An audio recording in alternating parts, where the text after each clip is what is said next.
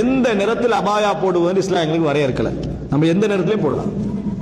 கருப்பிலையும் போடலாம், நீளத்திலையும் போடலாம், பச்சையிலையும் போடலாம், சிவப்பிலையும் போடலாம், எதுலையும் என்ன செய்யலாம் போடலாம். ஹிஜாபுக்கு ஒரு நிறம் வச்சுக்கலாம், நம்ம போடக்கூடிய மற்ற ஆடைக்கு ஒரு நிறம் என்ன செய்யலாம் பெற்றுக்கொள்ளலாம். அதுல எந்த தடையும் இஸ்லாம் எங்களுக்கு செய்யல. அந்நியர்களுக்கு ஒப்பாக இருக்கக்கூடாது, காவி நிறத்தில் அது இருக்கக்கூடாது.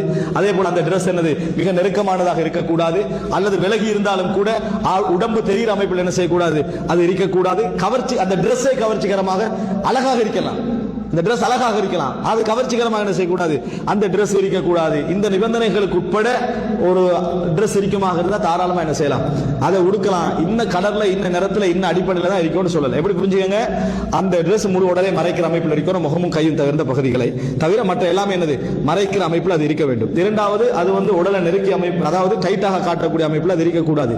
அந்த டிரெஸ்ஸை பொறுத்த வரைக்கும் என்ன, அதாவது மெல்லிய டிரெஸ்ஸாக என்ன செய்யக்கூடாது இருக்கக்கூடாது. டிரெஸ்ஸே தன்னகத்தே ஒரு கவர்ச்சியான டிரெஸ்ஸாக அது இருக்கக்கூடாது. அந்த டிரெஸ்ஸை பொறுத்த வரைக்கும் காவி நிறத்திலான டிரெஸ் ஆகவோ அந்நியர்களுக்கு ஒப்பாகிற டிரெஸ் ஆகவோ அதை என்ன செய்யக்கூடாது இருக்கக்கூடாது. இப்படி இருந்துட்டா அதான் அபாயம்.